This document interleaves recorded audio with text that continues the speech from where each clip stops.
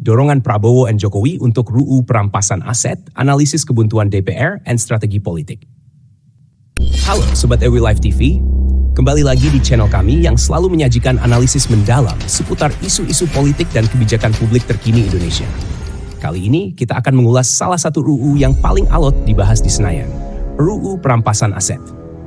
RUU ini sudah diajukan sejak era Jokowi, namun hingga kini masih mandek di DPR. Kini, Presiden terpilih Prabowo Subianto menyatakan komitmennya untuk melanjutkan perjuangan ini. Tapi, apakah semudah itu mengesahkannya? Bahkan ketika mayoritas kursi DPR dikuasai oleh koalisi pendukungnya. Simak ulasan lengkapnya dalam monolog ini. Jangan lupa like, subscribe, dan share video ini ke media sosial kalian agar semakin banyak yang memahami dinamika politik penting ini. Sejarah RUU perampasan aset, Jokowi versus DPR. RUU perampasan aset sebenarnya bukan wacana baru. Presiden Joko Widodo sudah mengajukan RUU ini sejak 2016 melalui surat presiden, surprise. Namun hingga kini tak kunjung dibahas DPR secara serius. RUU ini dianggap penting karena memungkinkan negara menyita aset koruptor melalui mekanisme perdata, tanpa harus menunggu putusan pidana yang berkekuatan hukum tetap. Namun, penolakan diam-diam dari DPR menimbulkan pertanyaan besar. Apakah ini murni soal kehati-hatian hukum? Atau ada kepentingan politik dan perlindungan kelompok tertentu di baliknya? Mahfud MD, mantan Menko Polhukam, pernah menyebut bahwa Megawati memberi peringatan soal potensi penyalahgunaan RUU ini jika tak dikontrol dengan baik. Mungkinkah kekhawatiran itu yang membuat DPR enggan melanjutkan? 2. Prabowo and komitmen anti korupsi. Sekadar retorika? Dalam berbagai kesempatan, Prabowo menegaskan komitmennya terhadap pemberantasan korupsi dan menyatakan dukungan terhadap RUU perampasan aset. Namun, publik bertanya-tanya, apakah ini akan benar-benar diwujudkan atau hanya sebatas retorika politik? Koalisi Prabowo menguasai mayoritas kursi di DPR. Secara teori, ini seharusnya memudahkan pengesahan RUU. Tapi kenyataannya, proses tetap berjalan lambat. Apakah ada tarik ulur di internal koalisi atau resistensi dari elit politik tertentu? Menurut Zainur Rohman dari UGM, kunci utama ada pada konsolidasi politik. Prabowo harus menunjukkan kepemimpinan tegas agar partai-partai pendukungnya segera mendorong pembahasan RUU ini di parlemen. Sementara itu, Alvin Nicola dari Transparency International Indonesia menekankan pentingnya regulasi ini untuk kerjasama internasional. Tanpa payung hukum seperti RUU ini, Indonesia akan kesulitan memulihkan aset hasil kejahatan yang disembunyikan di luar negeri. 3. Hambatan di DPR, revisi KUHP atau alibi politik. Sejumlah anggota DPR seperti Adies Kadir, Golkar, menyatakan bahwa pembahasan RUU perampasan aset perlu menunggu revisi KUHP agar tidak menimbulkan potensi penyalahgunaan kewenangan. Namun, alasan ini dianggap lemah oleh banyak pihak. Sinkronisasi antar regulasi memang penting, tapi bukan alasan untuk menunda pembahasan berlarut-larut.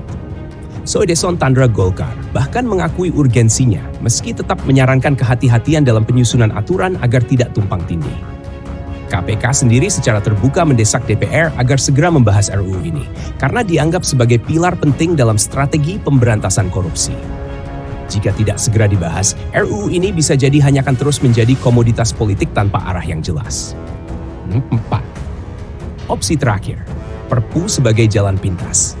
Jika DPR terus menunda dan tidak menunjukkan itikat baik, Presiden bisa mengambil langkah konstitusional berupa peraturan pemerintah pengganti Undang-Undang Perpu. Langkah ini memang sah secara hukum, namun memiliki risiko politik. Perpu bisa menimbulkan tudingan bahwa pemerintah bersikap otoriter atau anti-demokratis. Tapi di sisi lain, publik juga menuntut tindakan konkret terhadap para pelaku korupsi kelas kakap yang selama ini sulit disentuh karena prosedur hukum yang panjang dan kompleks. Apakah Prabowo berani mengambil langkah ini? Ataukah ia akan terus mencoba jalur kompromi politik dengan DPR? 5. Apa taruhan politiknya? RUU ini bukan sekadar soal teknis hukum. Ini adalah ujian awal kepemimpinan Prabowo. Apakah ia berani berseberangan dengan sebagian elit yang mungkin merasa terancam oleh keberadaan RUU ini?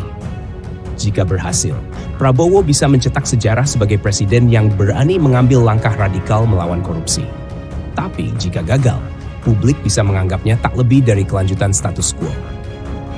Nah, Sobat EWI Live TV, itulah analisis lengkap kami soal polemik RUU perampasan aset dari Jokowi yang tertahan, Prabowo yang menjanjikan, hingga DPR yang terus penuh pertimbangan. Semua langkah politik punya risikonya masing-masing. Pertanyaan untuk kalian. Menurutmu, apakah Prabowo benar-benar serius memberantas korupsi? Haruskah pemerintah menerbitkan Perpu jika DPR terus menunda? Siapa sebenarnya yang paling diuntungkan jika RUU ini tidak kunjung disahkan? Poin-poin penting. Sejarah penolakan DPR terhadap RUU ini sejak 2012. Komitmen Prabowo versus realitas politik di DPR. Analisis pengamat UGM NTI soal urgensi RUU, opsi Perpu, sah secara hukum, berisiko secara politik. Taruhan kredibilitas pemerintahan baru, tulis pendapatmu di kolom komentar. Jangan lupa subscribe, like, dan share ke media sosial kalian. Follow juga Instagram, TikTok, dan Twitter kami untuk update terbaru seputar dunia politik dan hukum Indonesia. Sampai jumpa di video berikutnya.